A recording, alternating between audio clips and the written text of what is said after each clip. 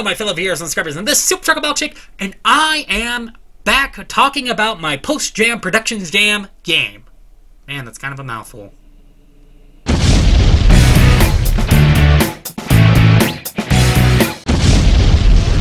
Alright, so first off, I would actually like to say thanks to the people who played my game, thanks to the people who found my game, and thanks to some of the people who are willing to support me through this game. And of course, also, I thank you for watching this video, and I will get this kind of out of the way right away. I mean, it's kind of dumb that I do that, but hey, look, at least it's worth it.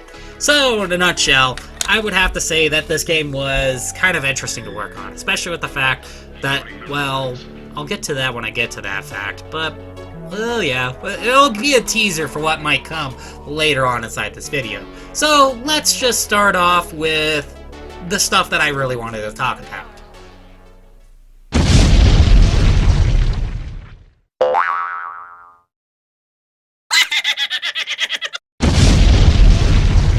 First of all, I would like to say that the current version isn't really necessarily all that impressive. Basically, it's just the flower box mode and then black screen. And black screen for the rest of the time, because unfortunately, the whole it should be good within 3 minutes thing never really panned out as well as it did, only because I realized I copied and pasted the code, but didn't make the changes to the code that was proper. So it kept switching back over to game 2, when really, it should have been switching back over to game 1.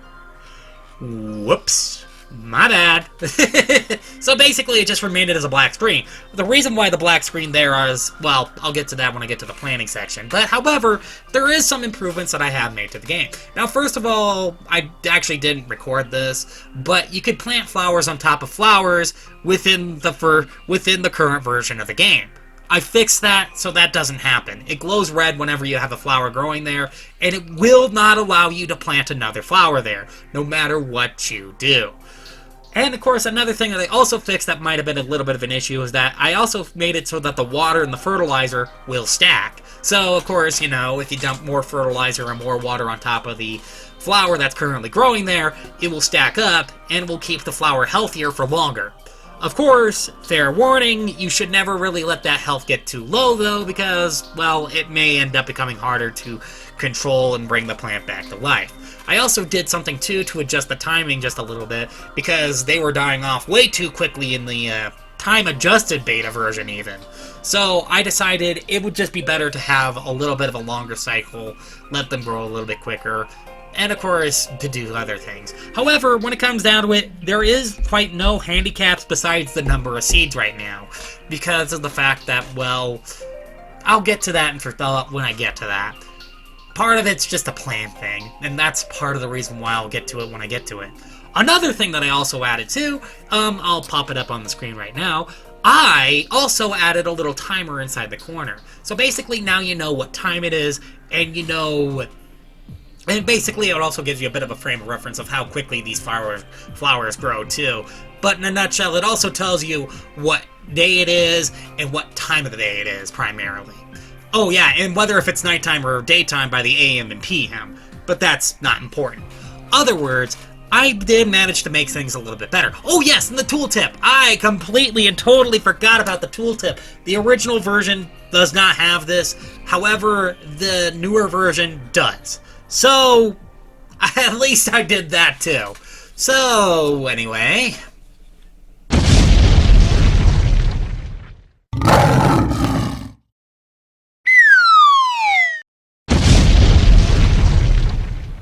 Alright, onward to the planned part of this section. Now, of course, I know some people are probably going to be wondering about this, but first of all, I would like to start off with the black screen.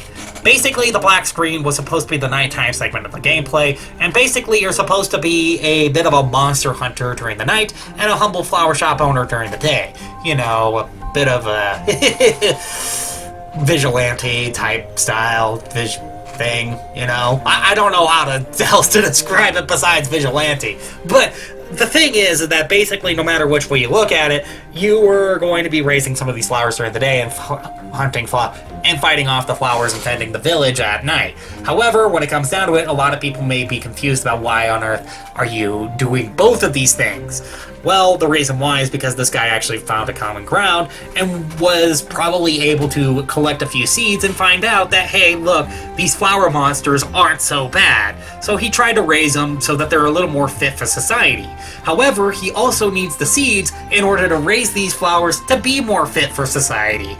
So, of course, with that, he actually has to go every night, fighting off these monsters, fending off for the village, and, of course, collecting the seeds whenever he can.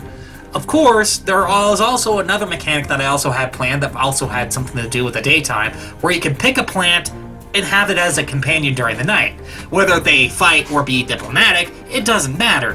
Whatever way you want to choose them to be, they can choose to be. If they're going to be diplomatic, then they'll raise some of them.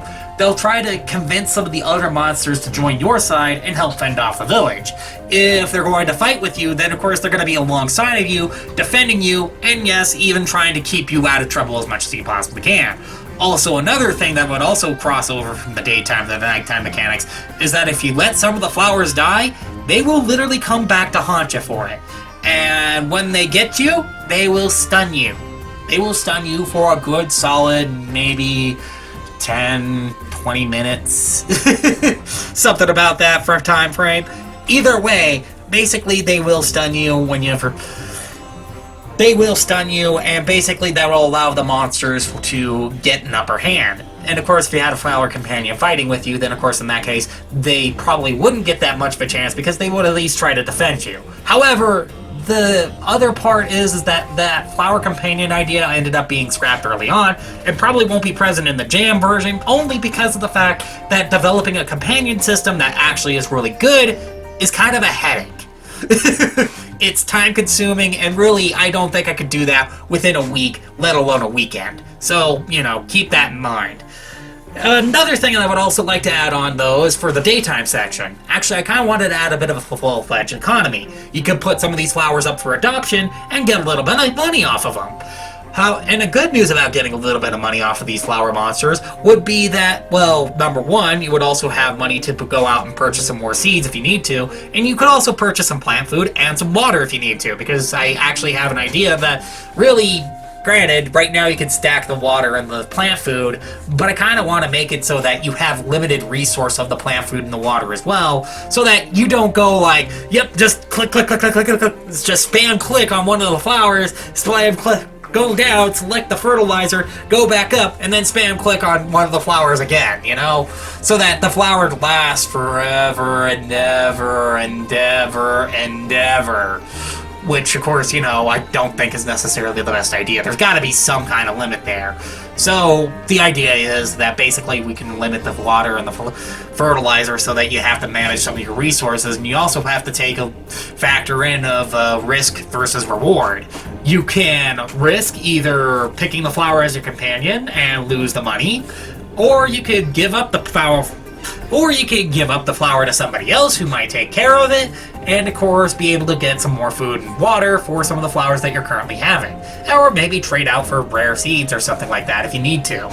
I mean, the idea is basically simple like that. However, when it comes down to it, that also ended up being scrapped because having an economy system will also be a bit time consuming as well. I would need to plan out what I would like for currency, what I would like to do for how much something else would cost, this would cost, that would cost, how much you want to put up stuff for adoption, or else get a system where you can put a certain amount so you can put up a plant for adoption, that sort of thing. And granted, that would be kind of a headache to develop, so in that case, I kind of just left it out. Right now, I'm just kind of focusing on trying to get the flower box aspect polished, and then do the nighttime aspect working as well. And then, of course, every time a flower dies, it adds a number to the dead flower count, and every time there is a certain threshold passed for the dead flower count, ghosts will appear and stun you at night. That's basically what I'm going to be trying to work on at this point. I mean, I'm not really going to be focused on too much else, but I'll add some of these ideas maybe later on if it comes down to a final product, and only if it gets enough support. So hey, look, if you really do want to support this game, then please be sure to check down below. I have a link down below in the description. You know what also would help support too? Is if you gave me a little bit of money for it as well, because you know, some of the stuff ain't cheap, and technically, well, when is game development ever cheap? It takes a lot of time, it takes a lot of effort, it takes a lot of patience, and you gotta put a lot of focus into it. And you know, sometimes you gotta feed yourself, you gotta feed other people that are working with you, and sometimes you gotta work with other people that are working with you, you know? Which, again, takes a little bit of time, effort, and money. So again, if you want to support me, you can check it out, that game down below. And also, another good way of supporting me, don't forget to hit that like button, don't forget to comment, and don't forget to subscribe, because that's a fantastic way of supporting me and what I do and what I would like to do going forward. So anyway, I hope I see you all in the next video, and yeah, I'll see you all in the next video, because I butchered that ending. Anyway, this is Super Chocolate Milkshake, signing off.